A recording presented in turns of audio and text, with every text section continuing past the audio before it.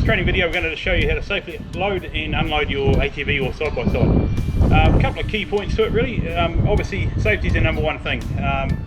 When we're loading these things on, there is a risk for things to go wrong, for either the ATV to tip or the wheels to grab and climb up on something can cause us some problems. So a few things we need to do to make sure we're safe. First things first, level ground. Like we are here, we're set up.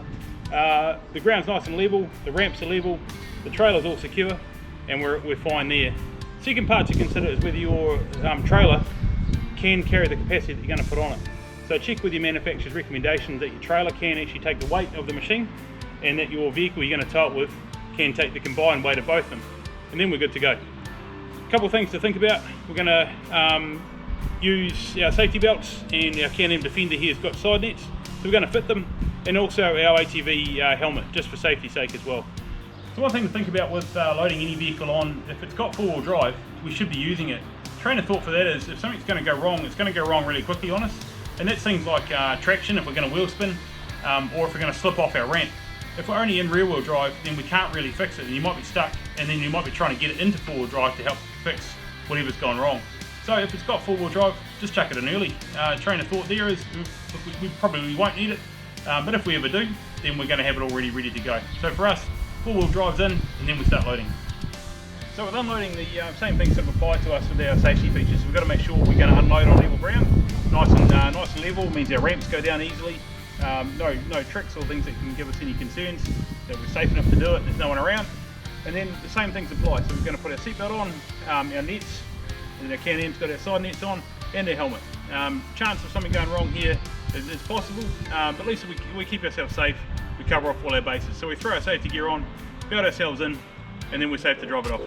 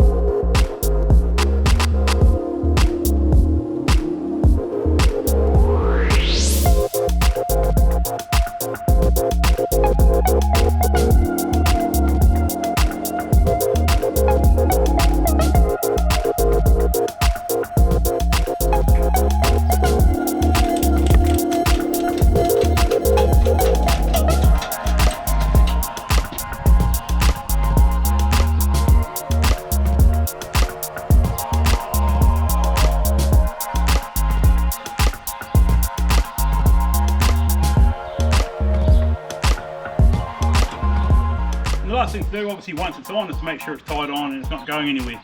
Two parts to that. The first one is make sure the ATV itself is in transport mode, as in we're in park and the park brakes applied. So just a couple layers of safety there from it moving around. Then strap it on. So what we have to do there is strap it forward and back, and they should counteract against each other. So you want the front strap pulling frontwards, the locking in the front, and the back strap, if your trailer's big enough, to lock the back, is in opposing the straps. That way it locks the machine in nice and tight and it can't go forward or back.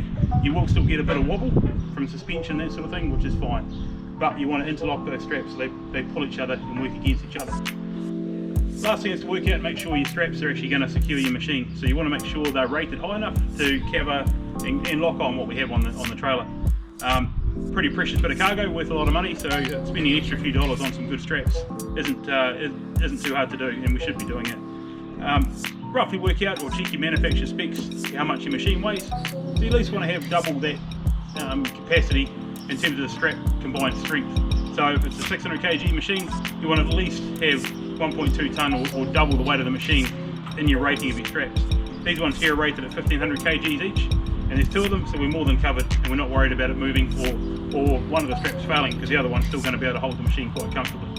So just check your straps, make sure they're going to be rated high enough. They're not very expensive, worth buying a good pair, and then we know we're safe. other than that, we're good to go. So enjoy your trip.